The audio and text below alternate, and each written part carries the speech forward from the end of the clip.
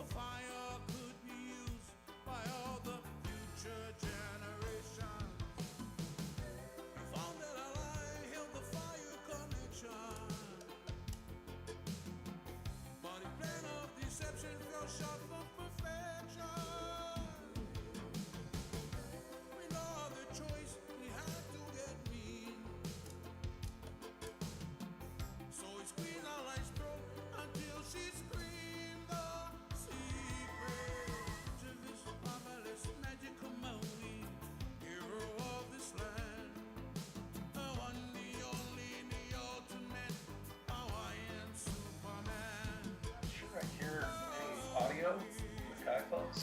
You don't hear anything? Not yet. Okay. The room is very dark as well. It's kind of hard to see y'all. I'm wondering if they can hear us. Oh, they Oh, can. Your audio's a little on the quiet side, and the room is very dark. But hello, everyone.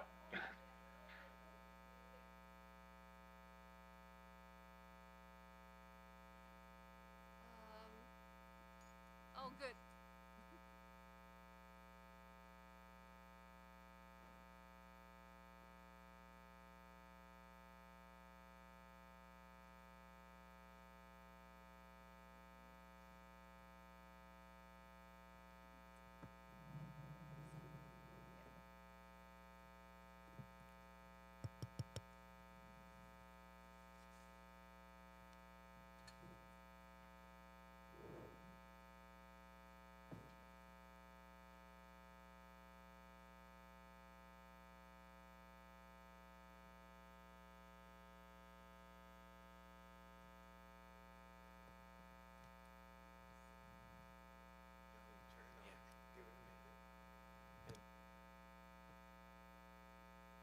Yeah.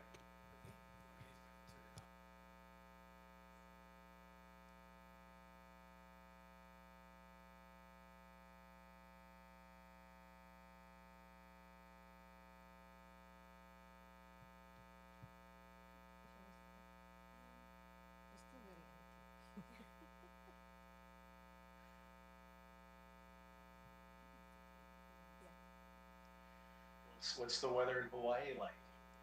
It was heavy rain during lunch, so some of us ended up having DoorDash deliver the lunch because it was raining very hard.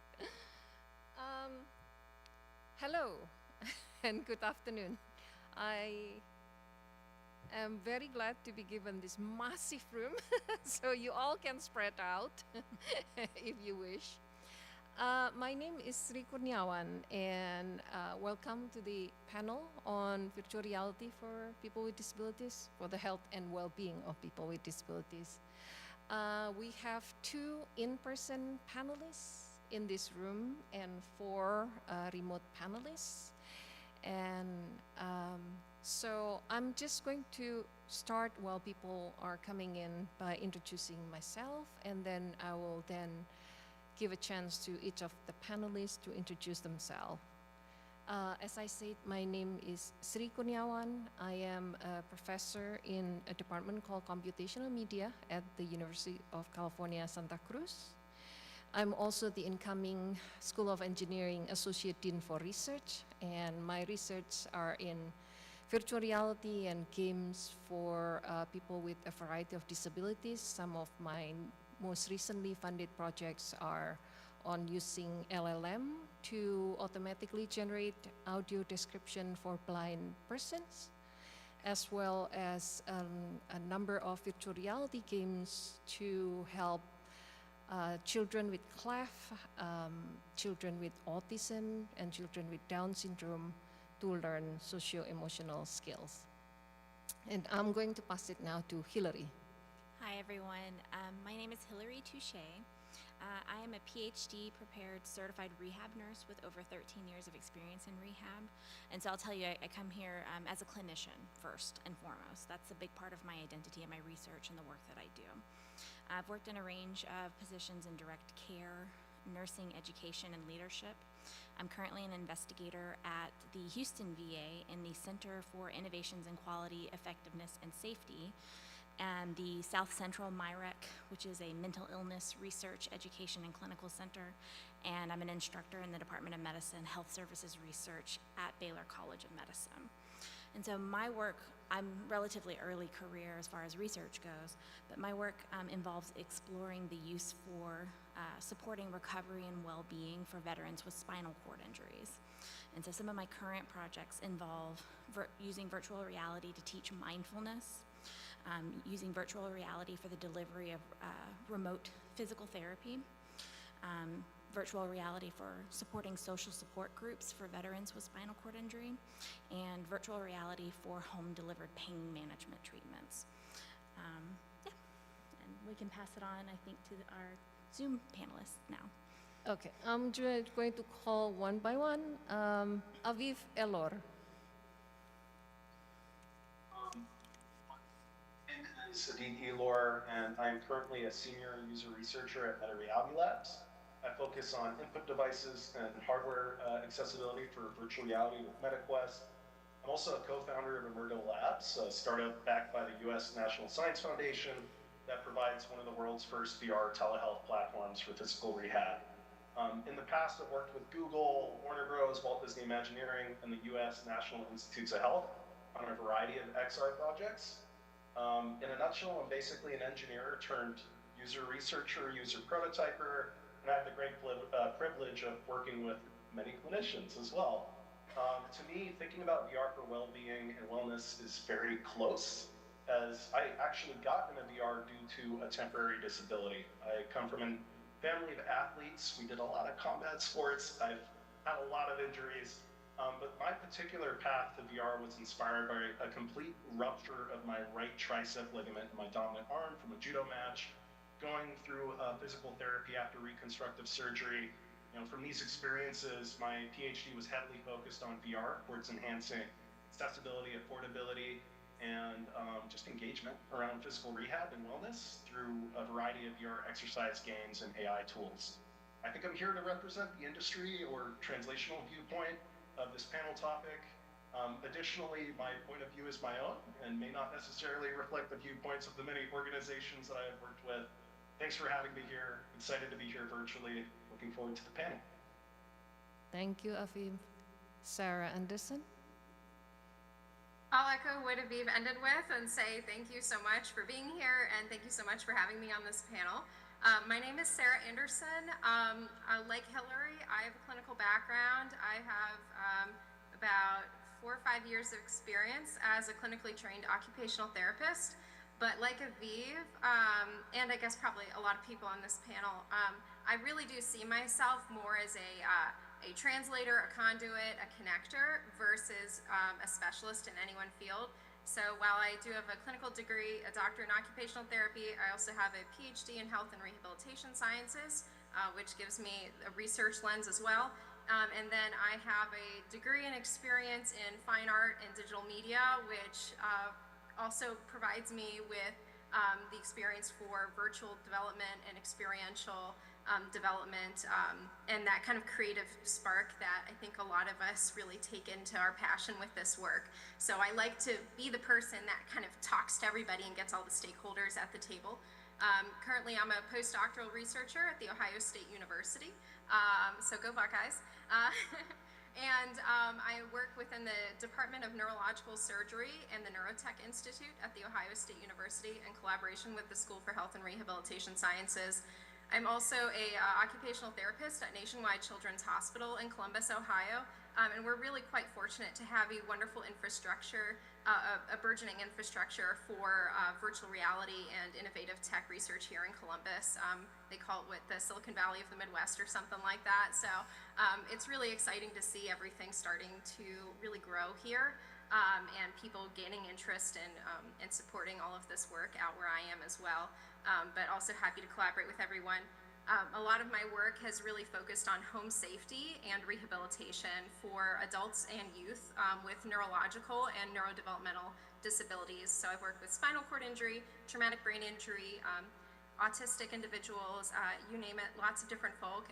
And I do a lot of different work, but my primary focus right now is home and community safety. So using VR and other virtual simulations to train and mitigate risk in home and community environments for people who are discharging from the hospital back into those spaces with their loved ones. Also, interpersonal safety is something that we've been developing virtual games and simulations in as well. So how do you navigate safe relationships with other people if maybe this is your first time or you don't have a lot of experience or you have a lot of questions. So a lot of my work, actually all of it, is highly collaborative. I work with everybody from engineers to other healthcare professionals, people with different areas of expertise. But I'd say the main component of my research is that it's community engaged. So I work with people with lived experience who identify with, as an individual with a disability, that we have an interest in using the technology, not as the solution, but as a resource to help them live more fully and more engaged in their lives. And I really see VR as the perfect tool for all of this. Thank you, Sarah. Ellen Lee. Hey, aloha. I'm Alan Lee. I'm a professor of physical therapy at Mount St. Mary's in Los Angeles. I'm also a clinician, as others are here on the panel. I'm a physical therapist at a level 1 trauma center in San Diego at Scripps Mercy Hospital. I also serve as the current director of technology SIG at the APTA, the American Physical Therapy Association's Academy of Leadership and Innovation. In this role, I've met Ativ and others in terms of not only VR, but really looking at technologies that translate into practice, including telerehab, including robotics, exos, and others that you would commonly think of, and also help develop some of those remote therapeutic monitoring codes with AMA in terms of the CPT with some of the colleagues at APTA. And so I guess in a nutshell, I'm a clinician. My research area is in telerehab with the West LA VA. I dabble a little bit in VR, but really I think I'd like to see VR translate into not only, I would say, monitoring or therapeutic activities, but really translating into digital practice in all of our rehab professions and others, as you've seen in medicine. And so I'll leave it at that, but I'm really happy to be here. I'm sorry about the weather in Hawaii, but I'm sure it's going to be better with this panel. Thank you. Last but not least, Jared Duval. Hi everyone, my name is Jared Duval. I'm an assistant professor at Northern Arizona University in the School of Informatics, Computing, and Cyber Systems. I direct the Playful Health Technology Lab, and our mission is really to holistically support people who want to improve their wellness using technology. And so we take a very community practiced focus and really concerned with health equity in particular. So I have 4 games that I've worked on in this space. My probably most developed game is Spoke It, which is a game for children born with a cleft. It's a mobile game. We have a wearable game called Circus, which is for children with sensory-based motor disorder. And then a virtual reality game called Spellcasters for stroke rehabilitation. And because we're talking about VR here, I'll lean into that one a little bit more.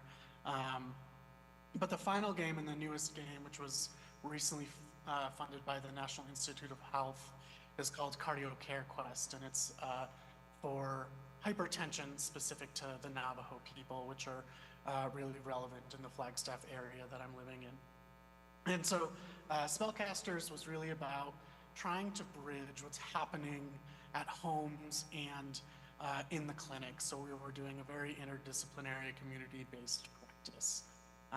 So yeah, that's me. Thank you. First I thought I wanted to lay out the rule or how these panels run. As you already noticed, there will be no PowerPoint slides in this panel. I'm sure you could appreciate some break from PowerPoint slides. Number 2, I, as you can expect, already prepared some questions for the panelists. However, I would actually ask one or more of the panelists answer the question, and then I will ask you, the audience, to answer the same question. I cannot force you, of course. I'm not a teacher in a classroom, so I cannot point fingers. But if you feel you have something to share, this is a very informal panel. We all wanted to hear what VR can do to improve the health and well-being of people with disabilities. So if you have something to share or some wish list, the panel are almost divided three ways. We have, clinician or practitioners, we have academics, and we have somebody from the industry.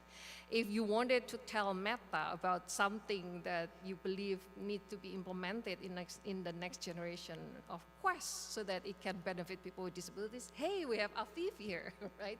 So, am I making sense here?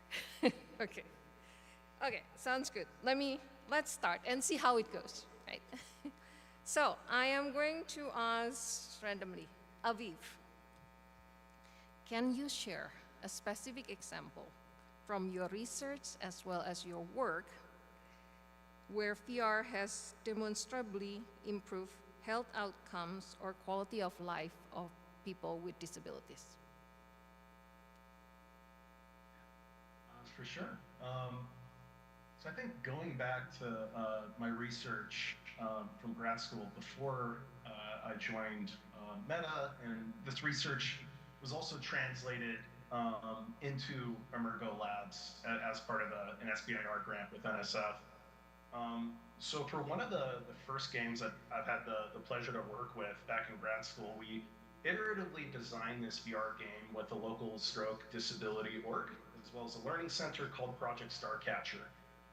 Over the course of a few months, we would invite our community partners to come play VR games with us, see what is currently launched, what's working well, what isn't working well, exploring this existing released content to iterating a game prototype. We were working with adults who had stroke. And so we were really kind of doing these play sessions, kind of shadowing the clinicians, working with this user group. And one method that we heard that was highly effective for post-stroke therapy was constraint-induced movement therapy. And so this is a method that generally one side of your body will have hemiplegia after a stroke, one side of your body will have paralysis. And so what they'll do is they'll kind of constrain the non-paralyzed side of your body, like wear an oven mitt, like play with Legos.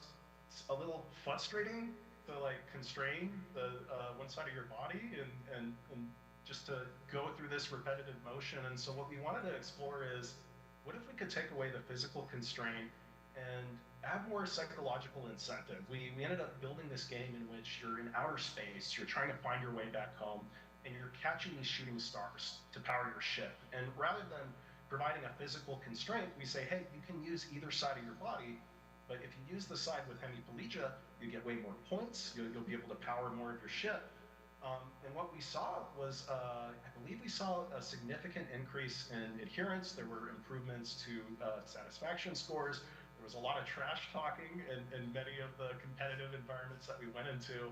And just being able to put on these headsets, to go somewhere else, to feel present, to feel engaged in this completely different game as part of your exercise, I feel it can be really transformative. And even I got into this because I at the time, when I ruptured my elbow, the first HTC Vives came out, and I was playing Audio Shield. And I remember, because I was going through PT, my arm was hurting, I'm playing Audio Shield, I'm like, what's going on? Why is my arm not hurting anymore? Like what is this? And so I think this was kind of my first foray into like VR research with this game. I think another example that I'm personally really engaged with that's currently on MetaQuest as a released app today is this app called Supernatural. It's this VR workout app with kind of this choreographed music-driven workouts. You can box, or like you can hit incoming spheres with the saber. It has a pre-recorded coach, so there's kind of like this parasocial relationship, and you're getting to travel all around the world with these high-res 360 videos. And so being able to put on this headset anywhere, to be able to just kind of wake up and quickly get into the workout without having to deal with travel, with pretty much being able to wear whatever I want. It's personally helped me with my weight loss journey recently. And yeah, I think these are the two examples that come to mind. I'm curious what the other panelists think.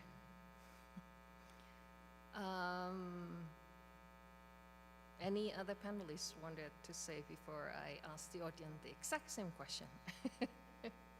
Yeah, I can jump in briefly and Yeah. say we've also done VR research with constraint-induced movement therapy at a multi-site trial for, I believe it was a PCORI grant. And that was really cool because we did get to see a lot more engagement. I mean, traditional CIMT, while the theory behind it is very sound and evidence-based, and there's a lot of emphasis on the carryover to the activity at home, what was really beneficial about the group that got the what I'll call low to non-immersive VR, because in the rehab world, VR is on quite a spectrum still, and it's not just the fully immersive head-mounted display. So a lot of what I say VR might just be like Xbox Kinect games.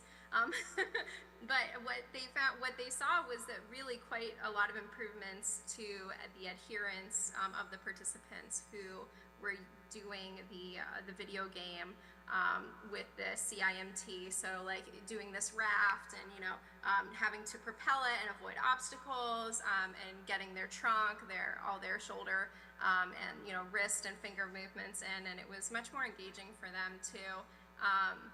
And I have seen some of the projects at the hospital, because our hospital at Children's actually does a lot of VR research on the patient floors, which is really cool. They have this really successful one about VR for pain mitigation. I'm blanking on the name right now, but really for kids who are getting wound debridement or injections or with burns when they have to change the splints and the dressings and everything like that.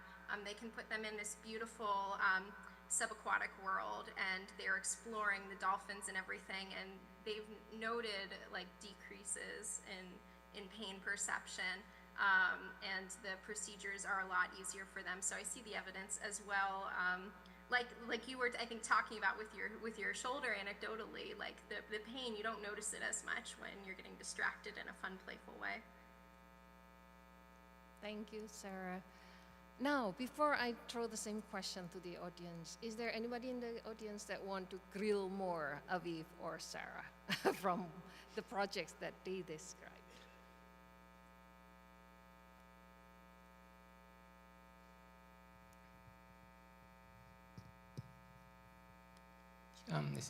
This is a general question to the panel. There's several of the examples you have all given what I would consider fairly advanced hardware and expensive technology. So I just have to repeat. So this is a general question to the panel.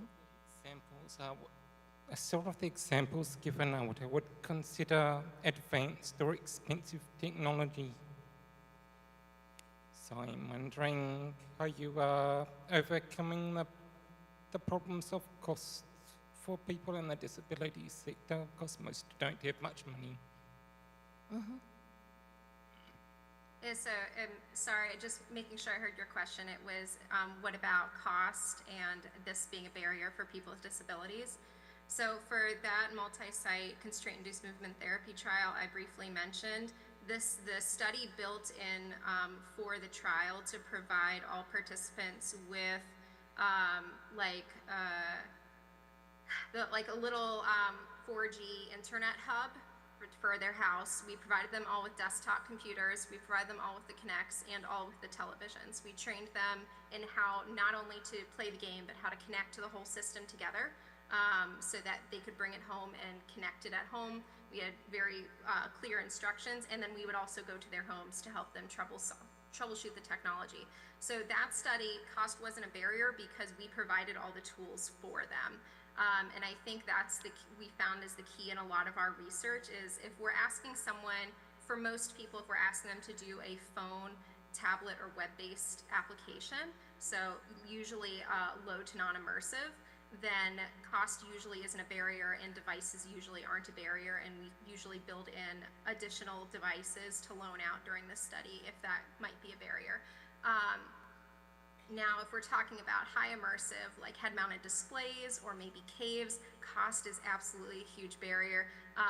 Even beyond research, one of the main problems I talk with clinicians to this day, and everyone's been echoing it still for like over a decade now, it's just too expensive. We can't get the hospitals to invest, even with these systems coming down to be sub $1,000 for headsets, and with sales and things like that. The hospitals can't keep up buying new systems every time they come out, and they can't buy as many systems as they need. Billing is a huge factor for hospitals. Not only just how can we acquire the system, and I'm talking in hospital models right now, but how do we bill for time spent with these devices too?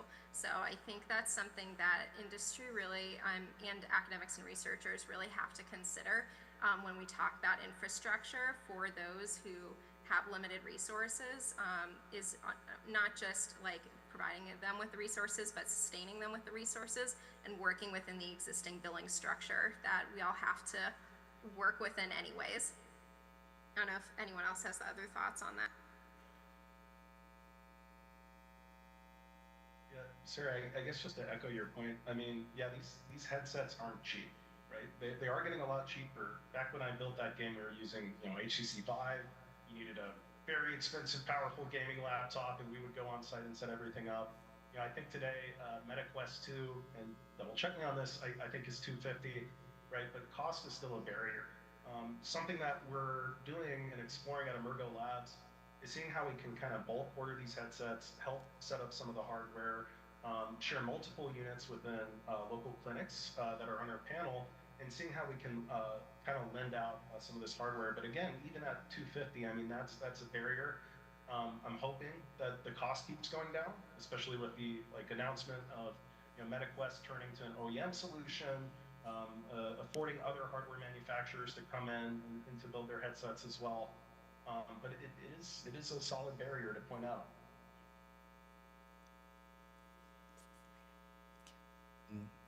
Sorry. Question from Jessica Court from Slido. When deaf people use VR, they seem more prone to cyber sickness. Is this on people's radars for new tech? Question mark, parenthesis, seems to be more ear/balance related, parenthesis.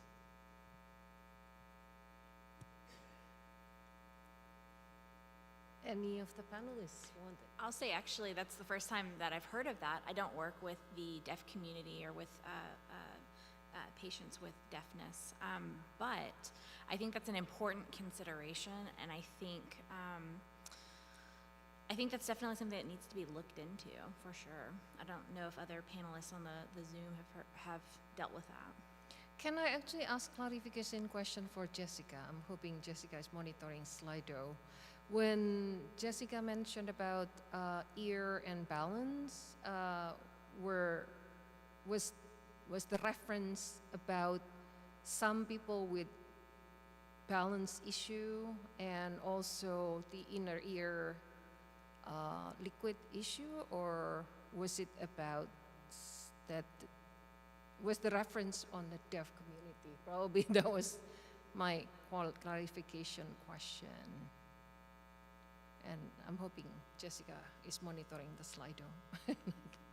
I can briefly jump in while Jessica responds. Yes. I think from my experience, anyone who could possibly have vestibular challenges is at risk for cyber sickness. So whether they have visual impairments that could make it harder for them to perceive what VR developers are, what visual cues VR developers are trying to give them. So like even if you have the best frame rate in the world, if you have a visual impairment, that could still trigger cyber sickness.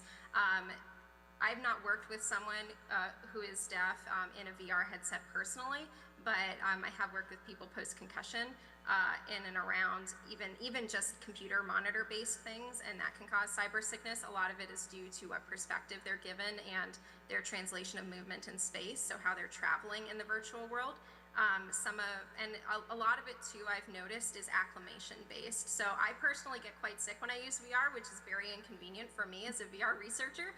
So I have to be very careful about what I use, and I have to acclimate myself to more challenging experiences a lot more. So we've been able to, with environmental and task modifications, increase and improve someone's ability to work within a VR space. But beyond specifically deaf individuals, anyone with balance or mobility impairments could be at risk for falling if it's a standing or if it's a rigorous sitting experience. So you always need, at least as a clinician, I always need to be aware of who I'm working with, what kinds of impairments or challenges someone may have, and making sure that the technology is a right fit. And fully immersive VR may not be a right fit, but that's based on my clinical decision making, and I need to know both the tool and the person to be able to do that, which is also, aside from cost, what I find is one of the biggest barriers getting tech into the hands of clinicians, is they know their patients really well, but they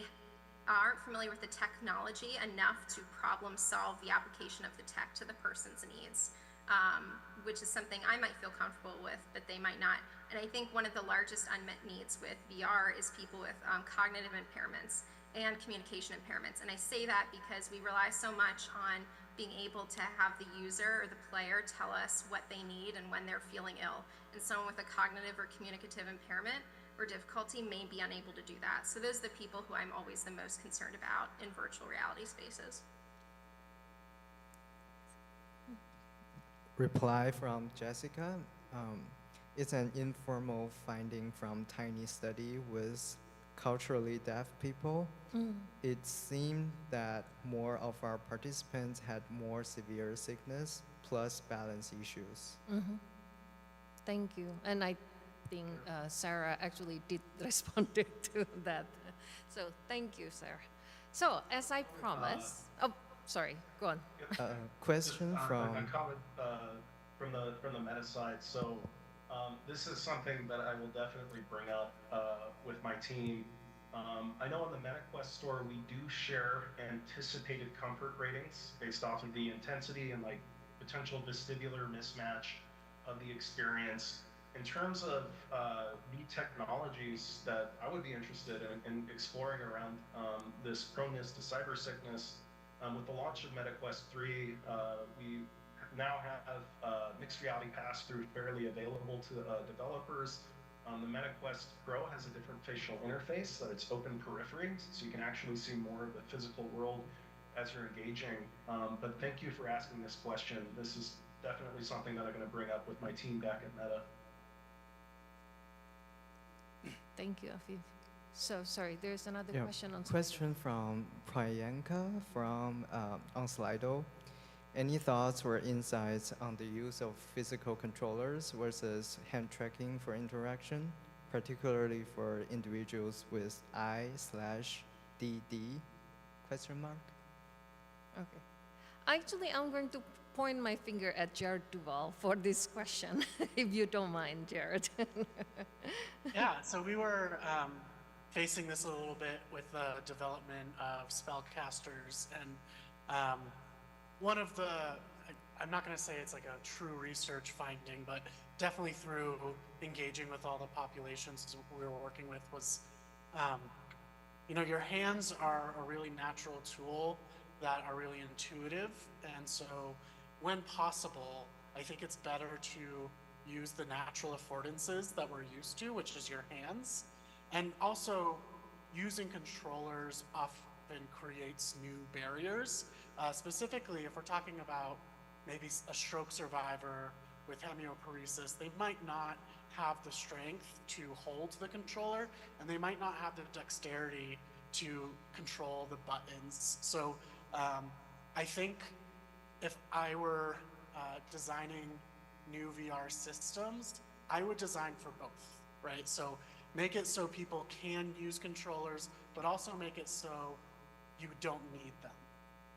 As a spinal cord injury researcher, I wholeheartedly agree, because with my population, with some folks that have quadriplegia, very, very high levels, and have sometimes no hand movement at all, being able to use eye gaze tracking and other ways to still navigate the application and use the application effectively is huge in creating access for the entire spectrum versus, you know, those who have the ability to use their hands with controllers.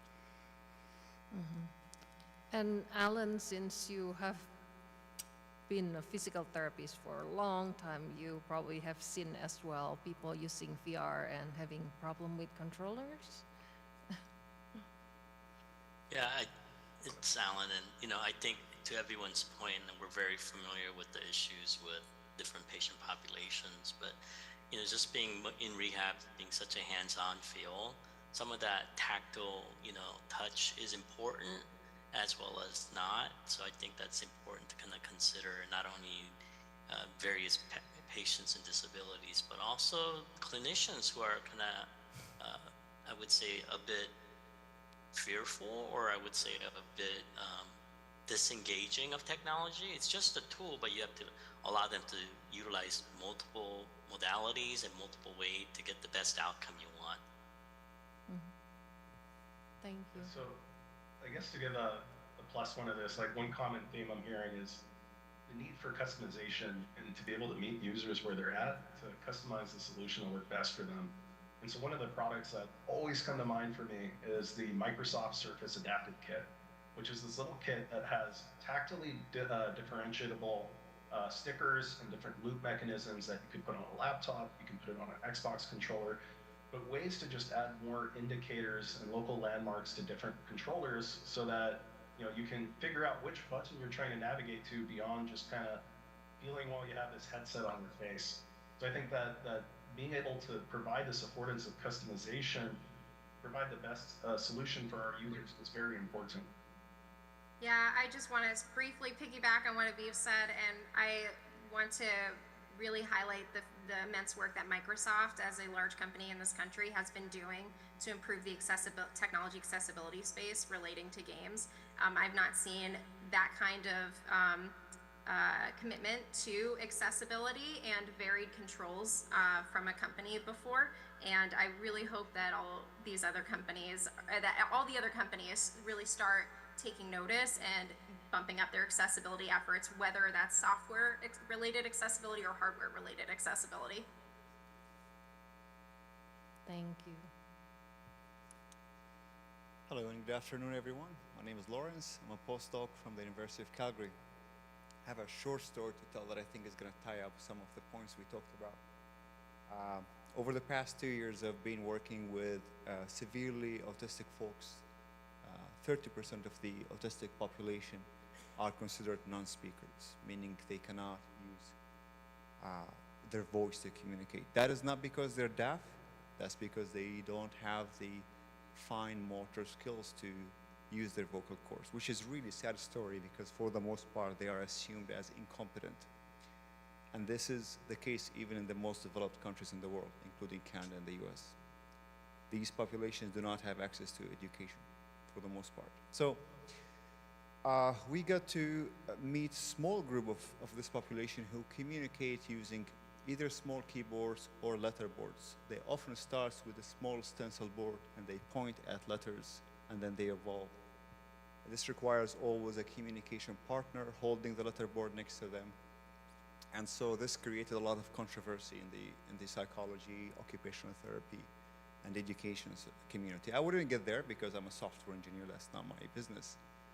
But we try to help by basically trying to simulate the exact same experience using 2 XR headsets. We use the HoloLens, and then we try to create a mimic of these virtual letterboards. So we get the communication partner and then the person to communicate by pointing.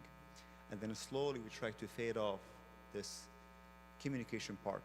And we run a study in multiple states in the US and in Canada, and we also run a long-term study. We managed to train a few people to actually move from physical letterboards to virtual letterboards independently. And now some of them, they can communicate short sentences and even go to classes. So that's the paper I'll be presenting tomorrow, hopefully. One of the main challenges, and I go back to the first question we got here, was the accessibility to technology and to training.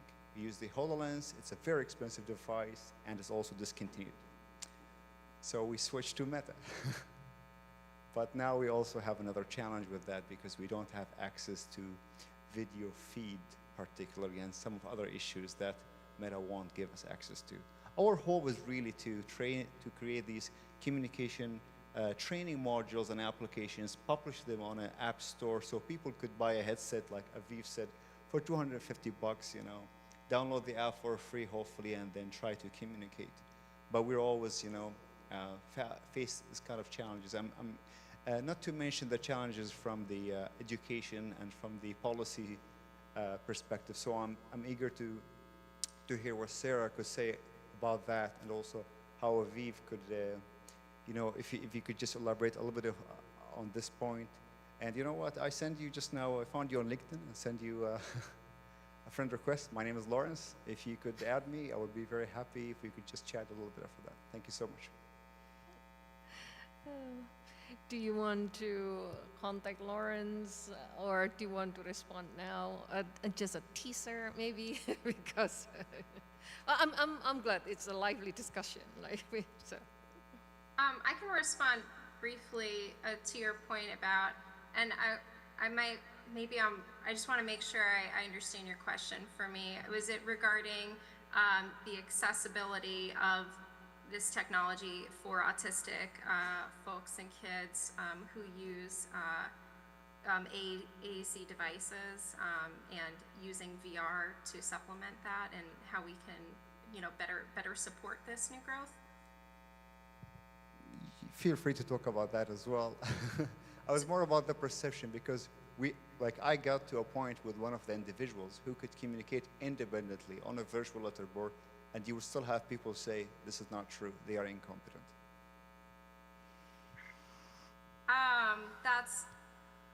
That's very hard to hear. I'm sure, if I were in your shoes, that's hard to hear. I think that's hard for any caregiver of an individual who's trying to communicate to hear, and that's likely hard for that individual themselves to hear.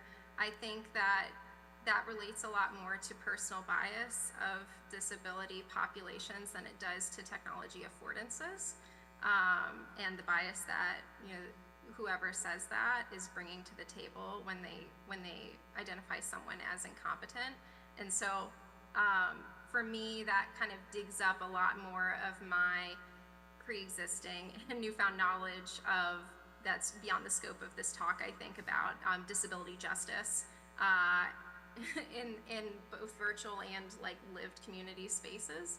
And I don't know, sorry if I'm going off track with the question you had or the point you're trying to make, but I think that more relates a lot to how do we build for inclusive and accessible spaces, both in virtual and physical worlds, and in virtual and physical collaborations. And that's something that we're trying to, ableism essentially is what that is, and it's something that we're trying to fight every day, that some people are just learning about, some people have known about for decades, and it's intersectional, and it relates to any other marginalized or disenfranchised group that you can think of as well, and it has a long storied and bad history to it. I also do ableism research, or I'm getting into it, so this is something that I've been thinking a lot about recently. But I think that I think the story you share to me really rings true with how do we change people's perception about what disability means and who is disabled, and is that just a legal term the government uses? Is it an identity? Does that mean something bad, something good, something neutral? And that's, I think, a conversation that I can have with you at another time offline, because I'm also very much interested in talking about this, but I think that's a broader topic maybe than just VR accessibility. I have to agree, unfortunately. Aviv, do you want to say a word or two before we moved on to the next topic? So, Lawrence, I think the former to what you shared was around access to some of the emerging tools on the headset. I think you talked a little bit about the mixed reality pass-through, just added you on LinkedIn. So really my goal as a user researcher in Reality Labs is to help amplify the voice of our developers, of our users from diverse backgrounds. So if you feel strongly about a feature, for your application, let me know. I'll try to amplify that signal, and totally happy to chat. Just connected back with you on LinkedIn as well.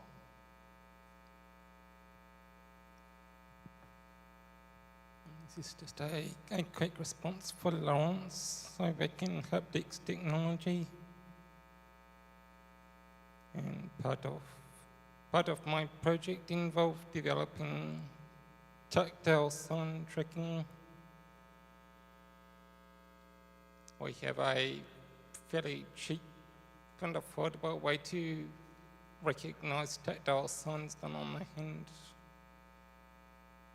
But if you are interested, maybe that could be adapted for your use cities.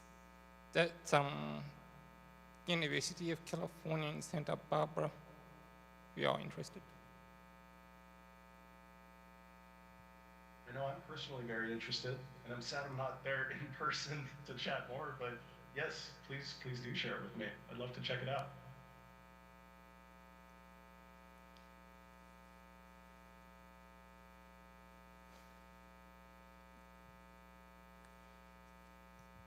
So talking about autism, so I have been working in autism research for past 10 years. So basically the digital platform where you expose the autistic kids. So they like the digital medium irrespective of virtual reality, a tablet or mobile phones or computers. They get more used to using that and they communicate more to that, but not to the people.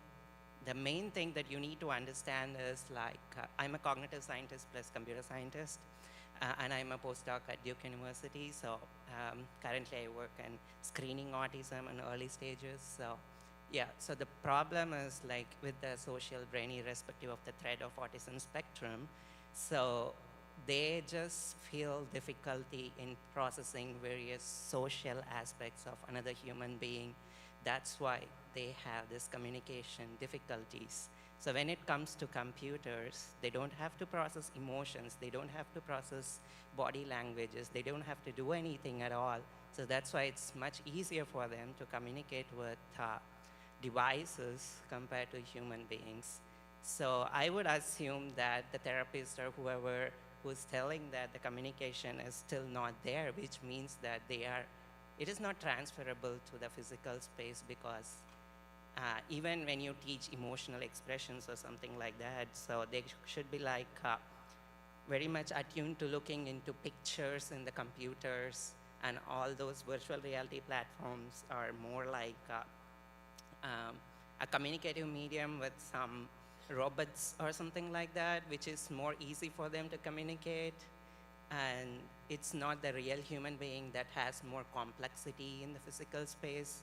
So there is a lot of things going on. So they have to process a lot of complex things, which is a little lesser in virtual reality. So yeah, I think could able to answer that. And I also did my PhD in virtual reality with social communication skills for autism, using affective computing and trying to understand physiological responses when the child is exposed to autism, so that you can gradually improve the complexity in virtual reality when you see their physiological responses settles down slowly. So, and also like each and every participant is different in autism.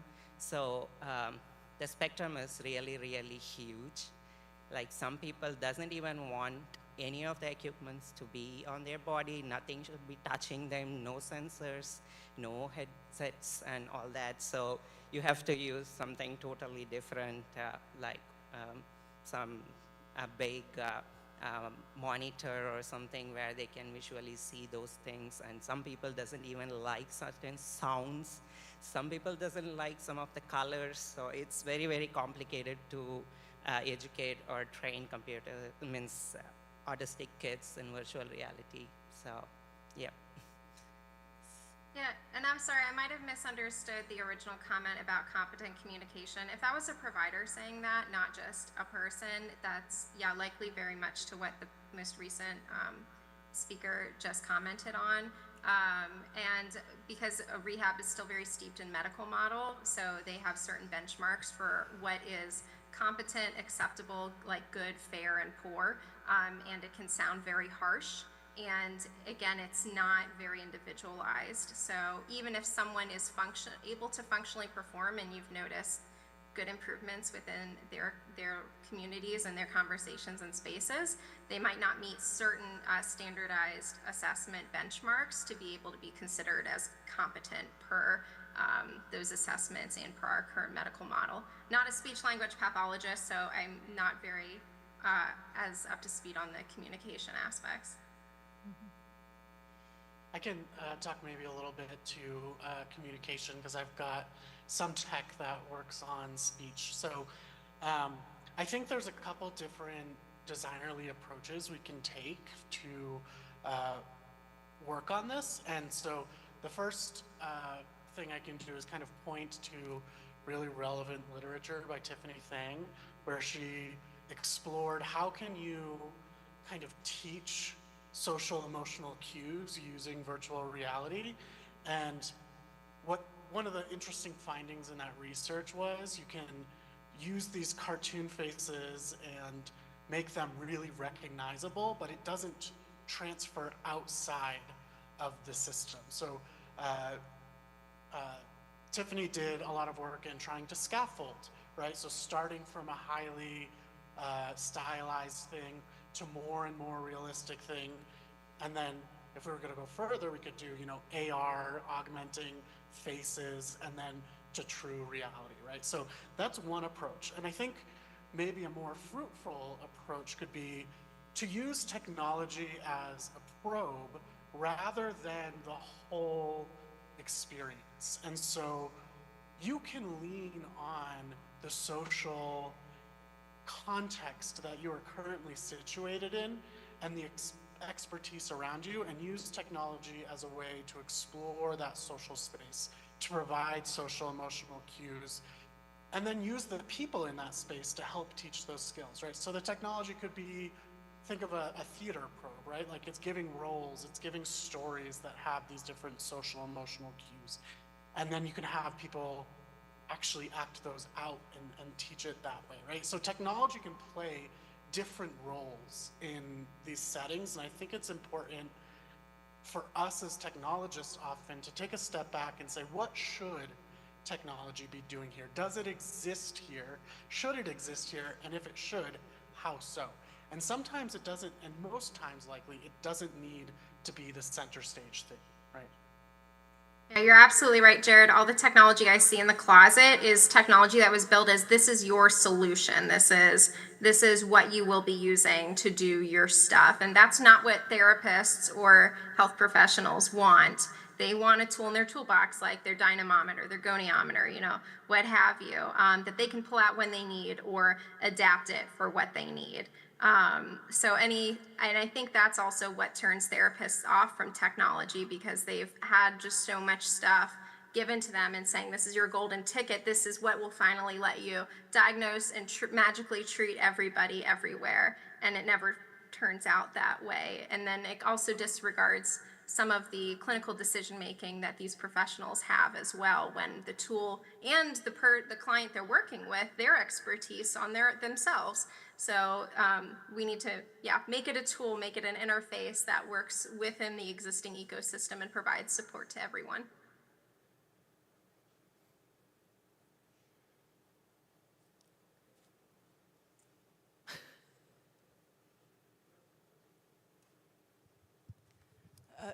So I wanted to get your opinion on the role of including people with disabilities in the development of these technologies rather than in just the evaluation of the technologies.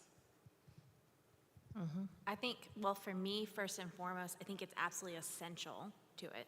I think not only inclusion of people with disabilities, but representation of them in these virtual platforms and things like that as well, especially if there are visual components to how they identify with their disability. So for example, if you use a wheelchair and you want to be represented as having a wheelchair in a virtual environment, that needs to be an option. And I think that I know some of the work that Aviv and I are getting ready to get started on is going to absolutely involve that all the way through, from the design process all the way through to the development and hopefully implementation of it. So I think that's essential to anything that you do if you want it to be well-grounded. And it shouldn't be just one person. It should be multiple people, multiple voices, multiple perspectives to represent the full spectrum within that group.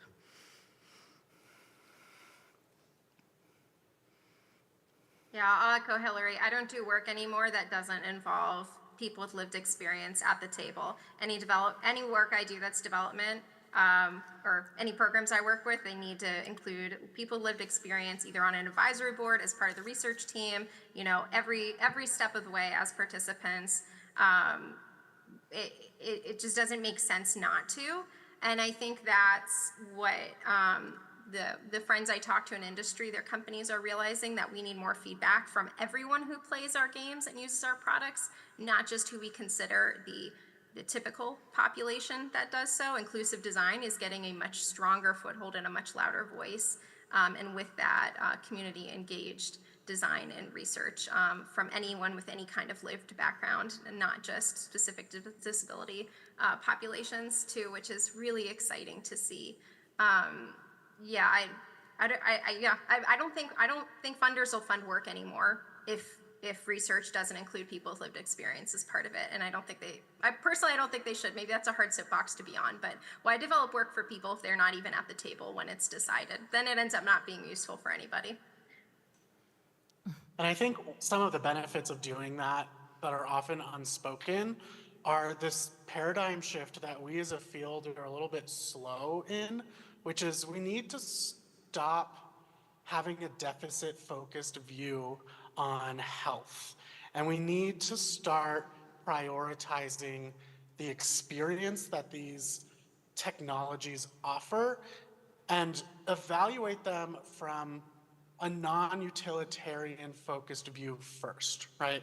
So often technology is designed as, here's this therapy we need to do, and let's try to make technology work for that therapy and then add fun and engagement in later. And I think there's a huge potential for us in this field to take a very opposite approach. And maybe it's radical, but start with the populations that are going to use the technology, make something fun, and then see how you can make that fun thing work in a utilitarian medical way, and then bring in some of your medical expertise and your doctors and your clinicians and things like that. I think there's a really low-hanging fruit in that area. Yeah, exactly to what Jared said. That's how therapy works most often when I do it. I mean, granted, I work with kids most of the time, but I start with fun. I'm like, okay, how do I take this puzzle or this board game and use it to achieve my therapy goals? Maybe I'm working on fine motor skills, certain pinch and grasp functions, right? I'm starting with the fun and then I'm adapting it.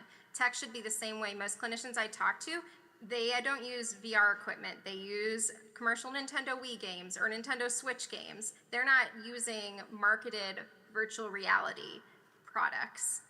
Granted, that's just my own experience and the people I know.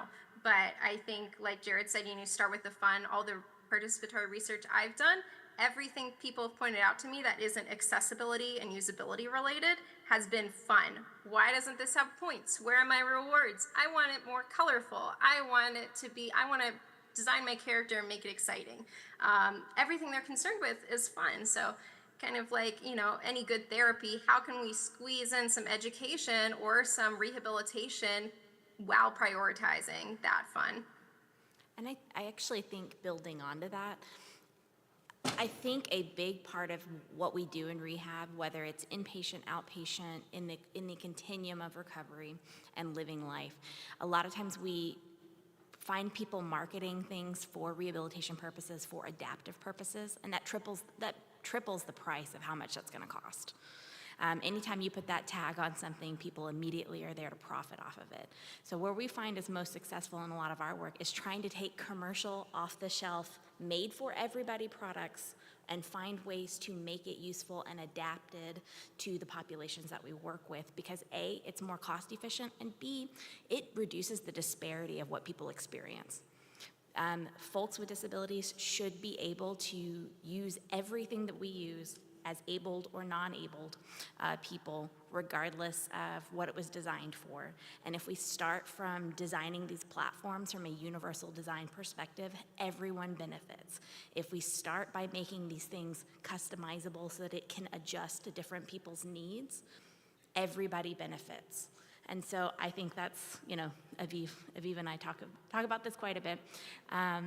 I think that's the framework we all need to be working from the get-go, when we design something from the initial conception. Definitely.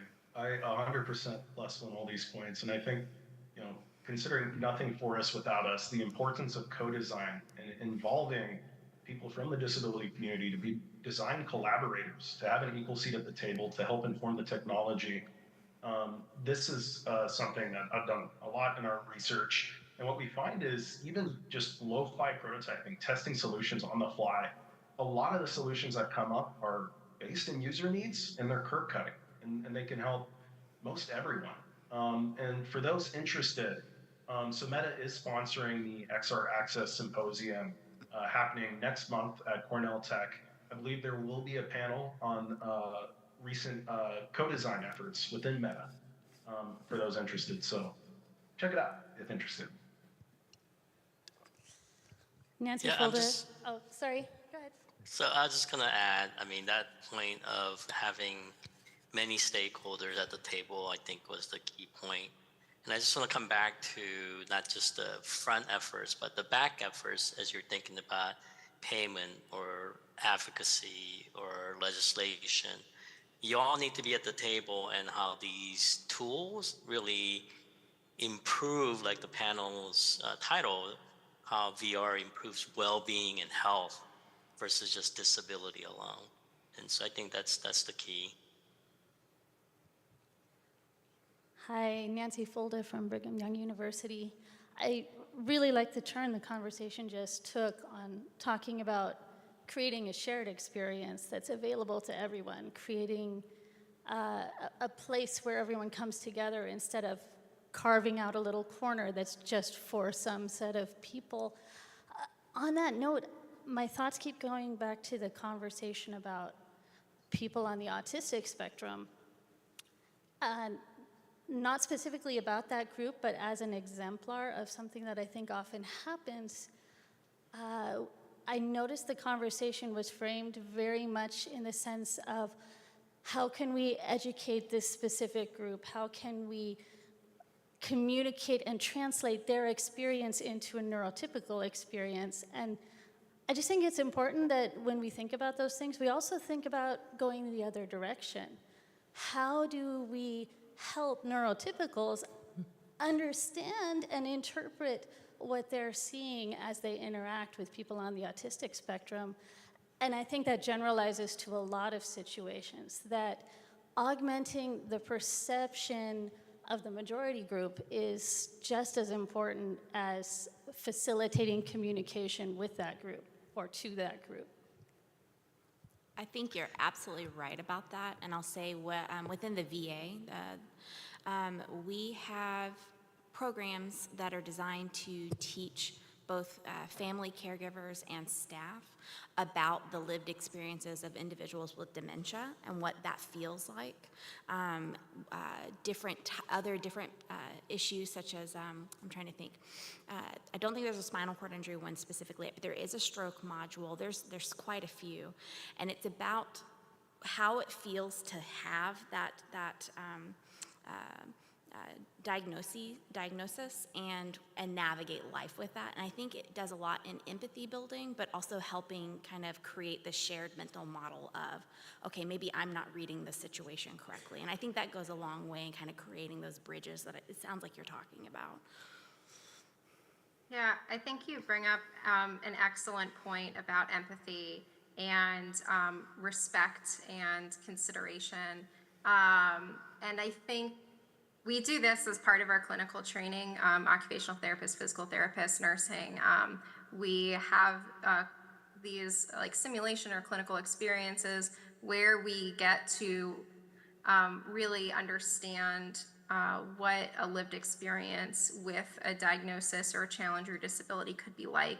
I will say that both anecdotally and as I'm getting more involved in research on education about these simulation experiences, and I'll say specifically in clinical education, but I imagine it likely expands to general education for the general population as well. It really matters so much how you guide and curate those experiences, because there can be, without you giving the learner proper preparation, proper guidance, and without the proper input from, like we were just talking about co-design, someone with a lived experience, it can turn into something that's not productive or beneficial. You might be learning to lean more into a stereotype, honestly, if you don't really understand the background or value or context behind this experience that you're being exposed to. So that being said, that's an issue across all sorts of these kinds of lived experience simulations, and it's really hard for educators to tease out what the pros and cons to some of that stuff is. So that's a whole other can of worms as it is. But to your point, I think those are very powerful for building empathy. It's something that we do a lot in clinical education, but it really is something that more than anything else absolutely needs all of those people at the table to make sure that we're doing it in a very kind, compassionate, and informed way, so that we're not creating worse problems by trying to just build while we're attempting to build bridges, if that makes sense. Well, kind of in responding to Sarah, I think that's part of the ethical model and framework that we have to base everything in, right? Is trying to be true and authentic, not just create a product to get a product out, but it needs to be a good product, it needs to be a quality product, there needs to be, constant thought throughout this entire the conscientious practice of, are we doing the right thing? Are we doing it in the right way? Is this the best way to do this? Will this serve the community's needs in the best way? And I think, I know this group here, several of you guys I've worked with for quite a while. I think we all come from that background, but that's something that needs to be a pervasive thing across the industry. And if it's not in the place that you're working at, you need to be the voice advocating for that all the way throughout the process. Because we run the risk of doing a lot of damage, both in how much people trust us, how much people are willing to adopt or try these things out. And because VR is not, in the medical world, it is not an established given thing yet. We run the risk of losing any credibility that we have if we're not doing this from an ethical foundation all the way throughout the entire process. So I think the risk is quite high if we are not strong advocates for that process. And I think Cynthia Bennett puts it really well in being with rather than being like. Mm-hmm. So a lot of developing these technologies is about partnerships and about working together and leaning into each other's strengths rather than trying to simulate disability and I think there's a lot to be said for really trying to equalize the power structures that we have when we're creating these technologies and kind of decentralizing what we're making. So, hi. This is Krishna Venkata Subramanian. I'm from the University of Rhode Island.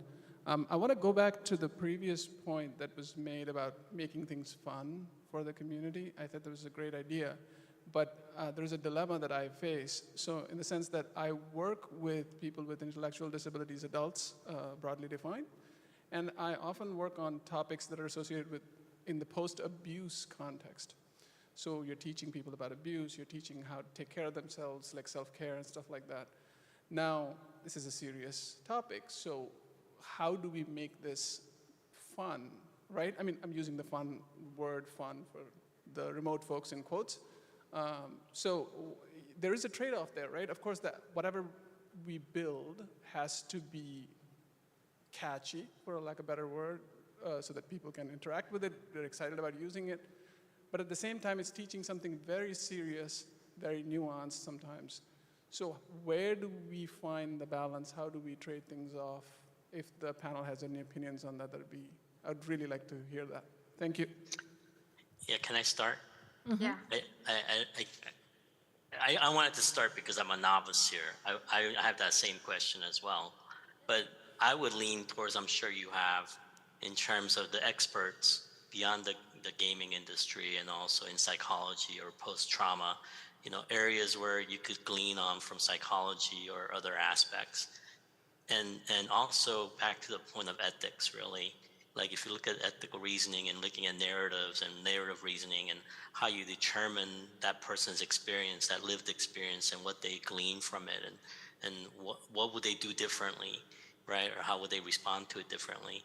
To me, as a clinician, those are the questions I ask of an individual who are going through, post-trauma, as well as, also the peers who are working with them and what they find as quote unquote catchy or fun or enjoyable to experience. Because I believe if you can experience more of that joy, then I think you're gonna not only immerse in the activity, but really, really become, I would say, a community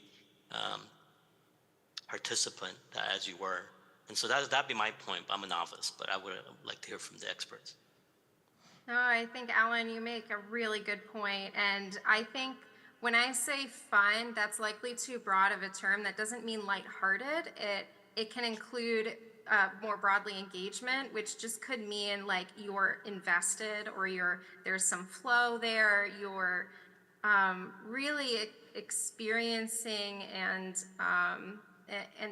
not enjoyment like you're happy necessarily, but if I can make someone happy during my therapy who's been through trauma, that's always a win for me.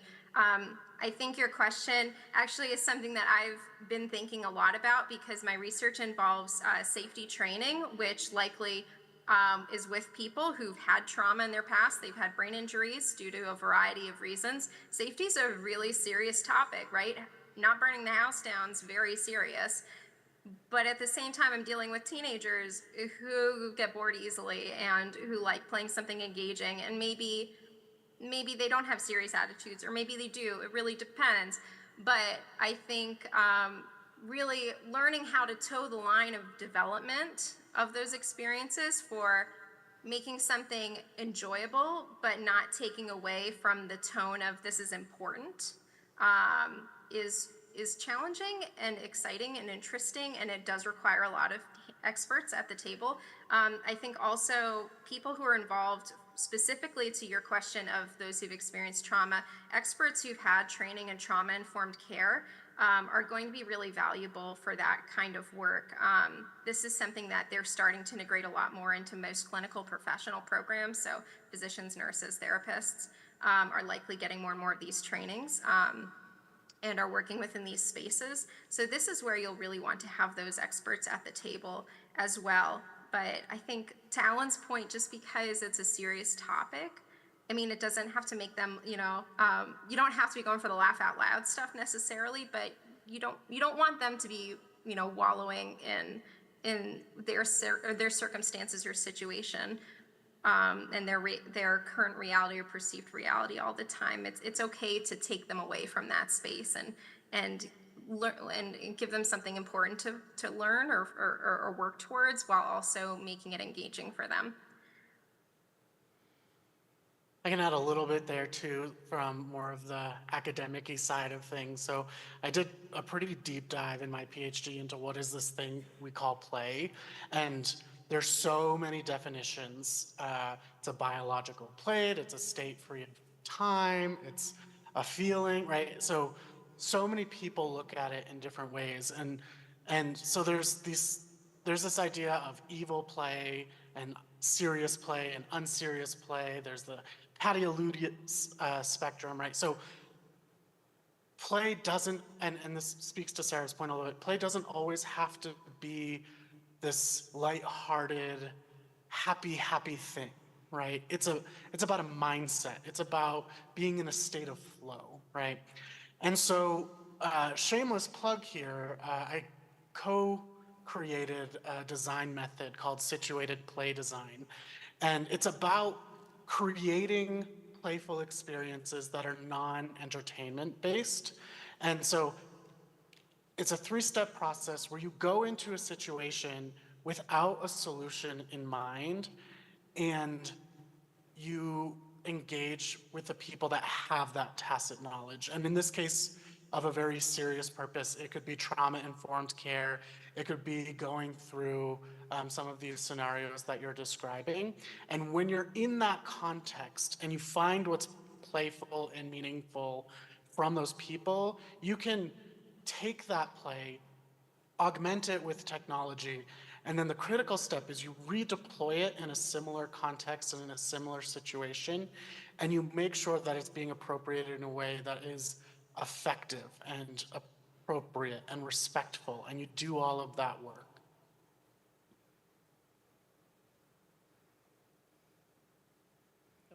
Hi, I'm Carl. I'm from Carnegie Mellon University, and I identify as a schizophrenic, so at any given time I may hear, see, or feel things that others may not.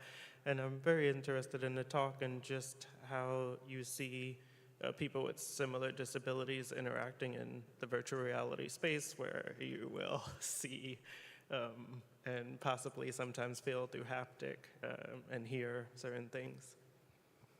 I can say I have not seen peer-to-peer setups for this, but I have seen some VR treatment modalities for individuals with schizophrenia. It was predominantly based out of the Netherlands, I believe, where they were using VR to help patients with schizophrenia ask the right questions to figure out, is this something that is there or something that I am seeing alone? And B, when it was particularly intrusive hallucinations, they were helping the patient learn skills to argue back or kind of fight the negative thoughts that were being kind of given to them by the hallucination. They had pretty good success. It was a very small study. I think they only had like maybe 12 people, but they were getting ready to do a larger clinical trial, and I think they were going to do that in the UK. That's the context that I've seen VR for that population for so far, but I think that, again, we can go much further than, just treatment modalities, but also kind of, social connectivity or other platforms, things like that, where people can engage fully in a VR setting and not just in a medical situation. But I think that's an interesting and important piece as well.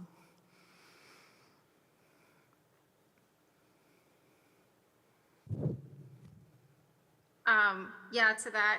Also, hi, I'm also from Carnegie Mellon, and I have a degree from there, so cool to meet another Tartan.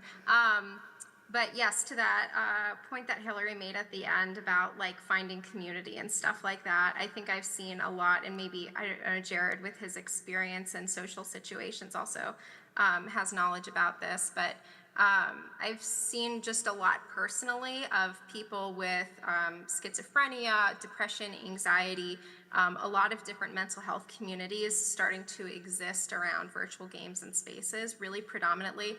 I like to watch a lot of Twitch, for example, and those communities are very, very much there. They're very supportive oftentimes of each other. I can't speak to schizophrenia themselves, but I really do. I think to something that Jared was talking about a lot so far in this panel, it speaks to that whole online social connectedness that these virtual spaces, maybe Alan was speaking to this too, have for people who have a hard time forming relationships in person with people in their physical spaces and physical lives.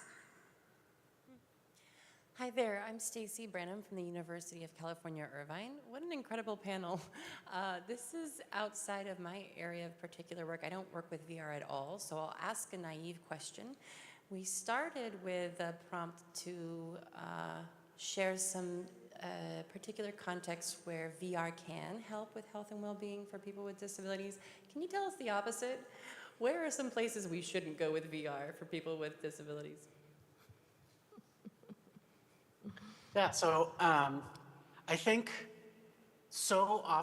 Karen Nakamura is an excellent scholar that talks about this and this idea of techno-solutionism, where you're creating technology in search of a problem, right? And so I think when and this kind of is beyond VR, right? This kind of applies broadly, I believe, but it's really about creating an authentic research agenda.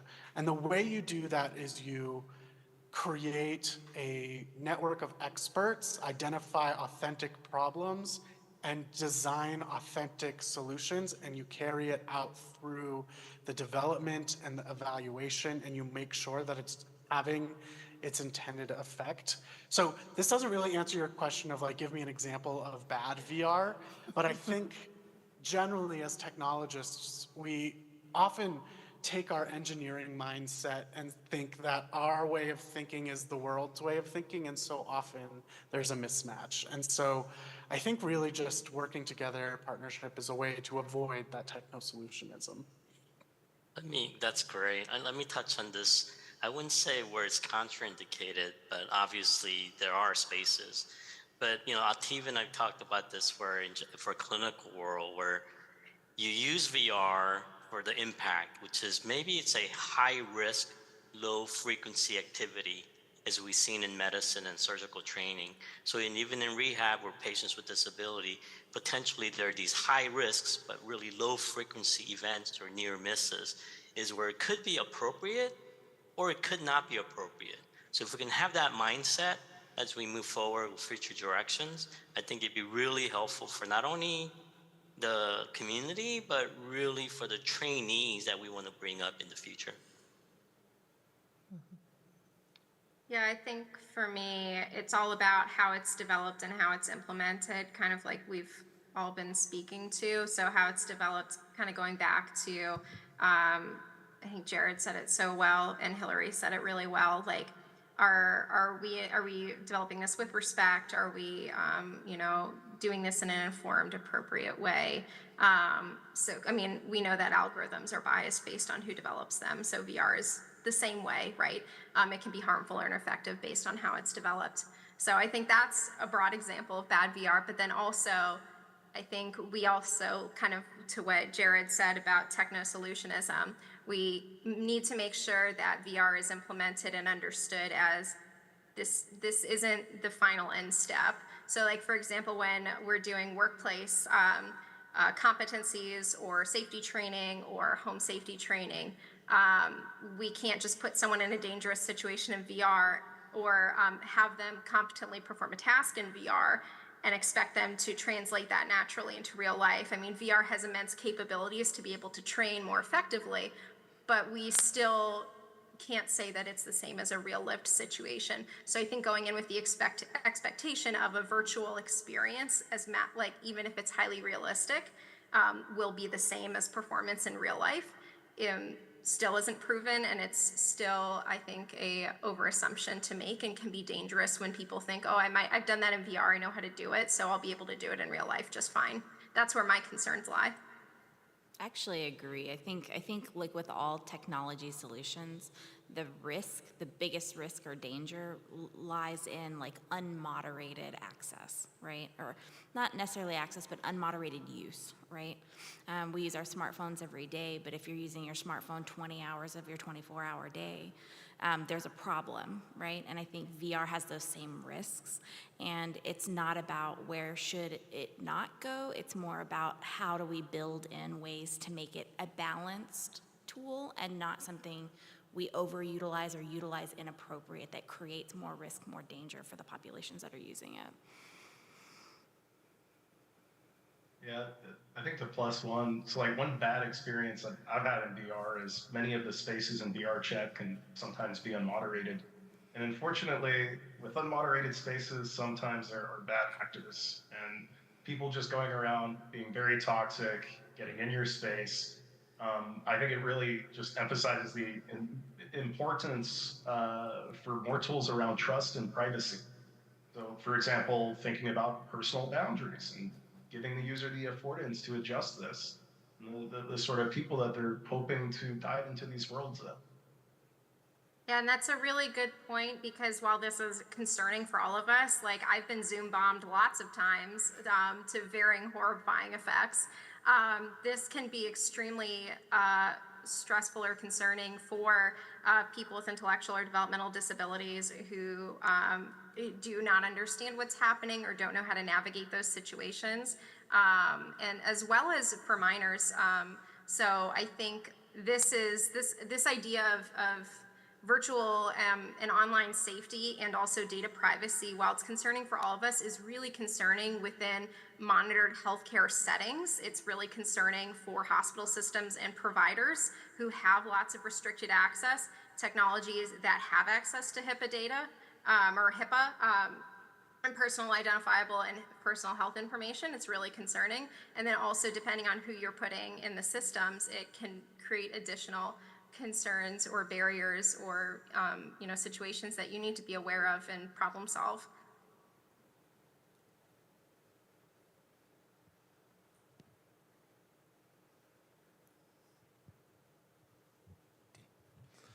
This is Shelley speaking. Just wondering about, well, as a continually, it's a lot of the narrative here has been disability is perceived as a problem that needs to be solved, particularly in the neurodiverse sector. And we often perceive that these things need to be brought up to integrate disabled people into society as being not what we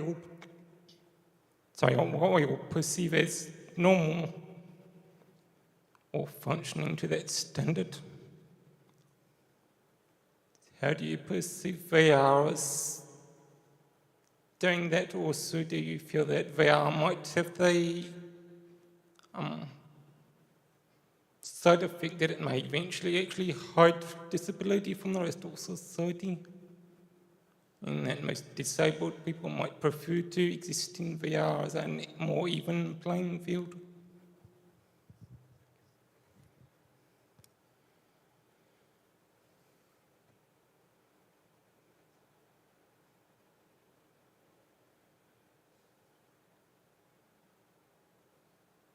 I'm sorry, I think my audio might have cut out. Does someone mind summarizing the question for me? I'm having some internet issues.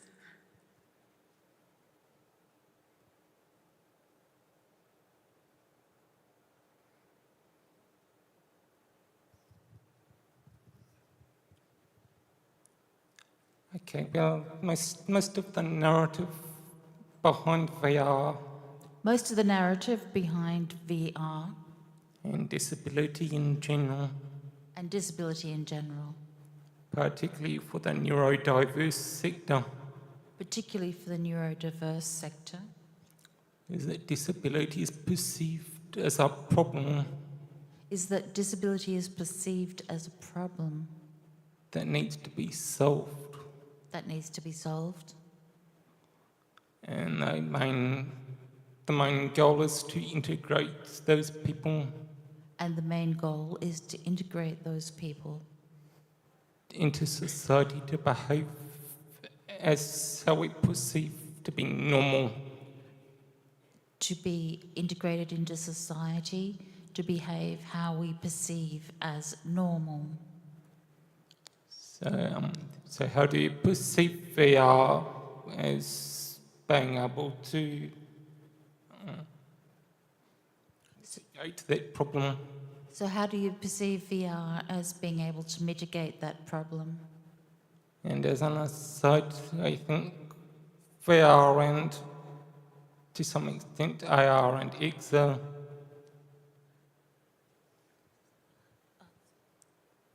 I think that to some extent VR, AR and XR I think to some extent VR, AR and XR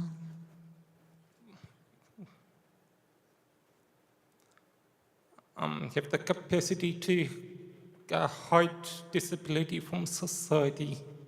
have the capacity to hide disability from society. Since they have the ability to create a more even playing field. Since they have the ability to create a more even playing field. Do you think that might be an eventual problem? Do you think that might be an eventual problem? And could we use perhaps things like the Apple Vision Pro? And could we perhaps use something like Apple Vision Pro? And could we perhaps use tools like the Apple Vision Pro? in actual society, I mean outside and in society itself. In outside and inside society itself. As a form of integration, or social or community inclusion. As a form of integration or social and community inclusion.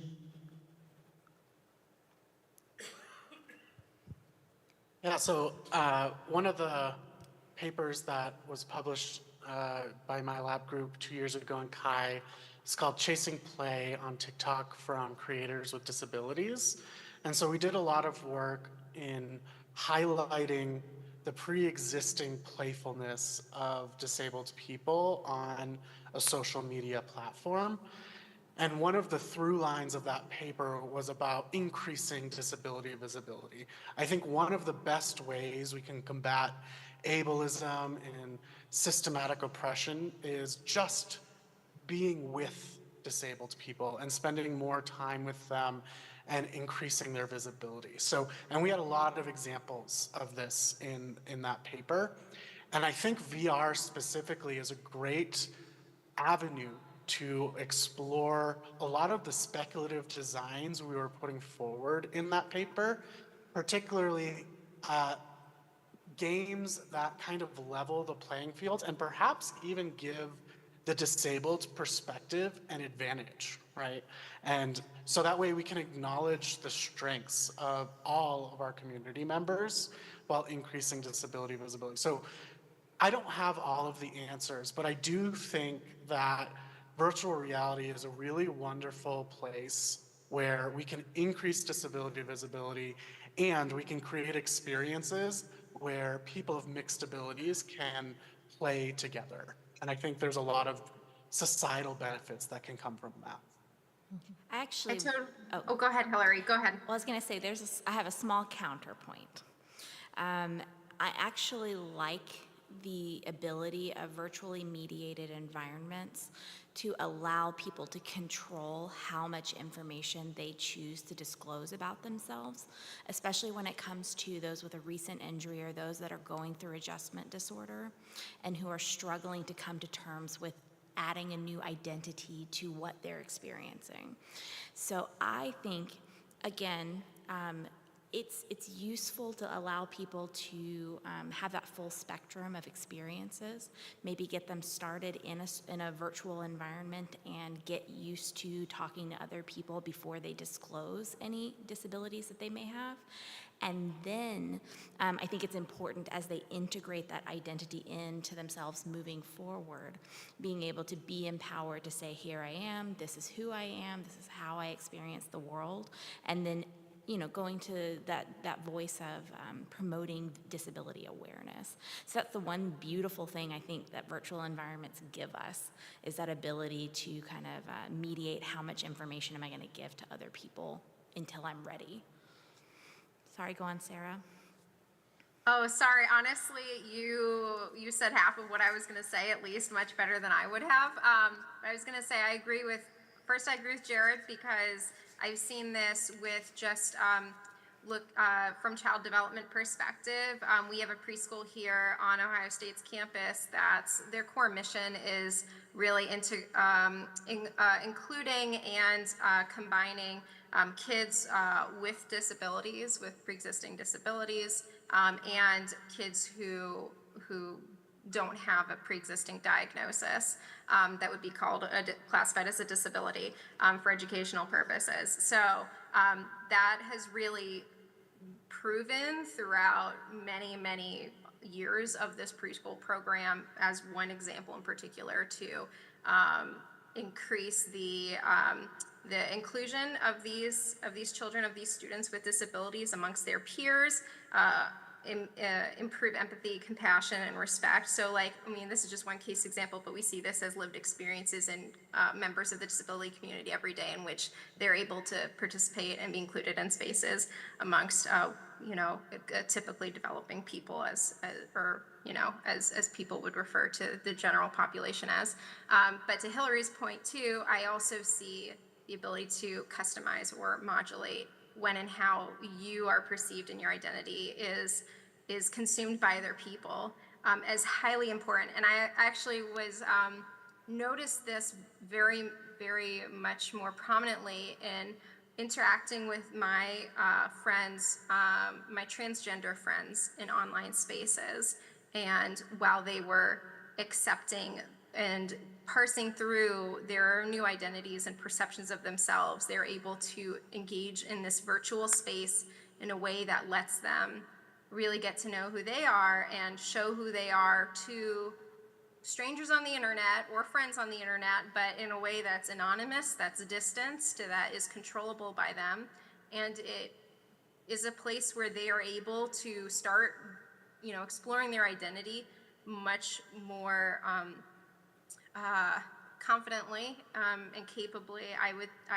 Not capably. Capably is not the right word, but confidently, I think, than when, it's scary to start exploring whatever new identity you're thinking of, like you have in mind. It's scary to include a new identity, maybe one that's, is something that you're still trying to wrap your head around to other people. And, a new disability diagnosis, I would imagine, is quite similar to as with the patients. I'm sorry, it's like getting to be midnight here. My words are getting a little garbled. So, both of you. thank you, Sarah. One last thing. This is a conference, right? So this is where you network. I know we're about 6 minutes ahead here. You need to go. And what I wanted to tell you is, the plug here is like at APTA, we have therapists with disabilities, and they also have their special interest group. Nurses do, OTs do, other physicians, and you all at this conference can develop what we call special interest groups to continuously kind of develop advocacy and talk and network. And that'd be what I would tell you to do tonight, beyond just enjoying a Mai Tai out there, is to kind of again have some fun, but also enjoy each other and kind of advocate for your field, not only using VR, but the areas where you need more advocates and more allies. And I'll just leave it at that. Yeah.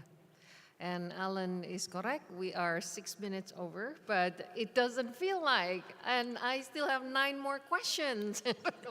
Okay, well, I will let everybody go. Obviously, you all have our contact details. If you have any questions, obviously, Hillary and I are around in person. But I'm sure all the other panelists can be contacted very easily on LinkedIn. Somebody already found Aviv on LinkedIn. So I would welcome everybody to also stay behind if you want to chat with us. We are here in person. But otherwise, I just don't want also the student volunteer to have to work overtime. So thank you so much, everybody, for being in this panel. And thank you, remote panelists. Thank you, Hillary.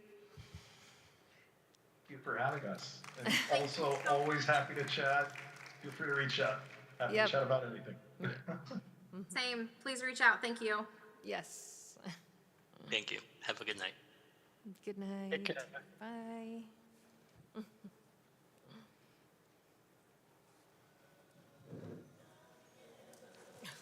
Wow. No, this is great. As I said,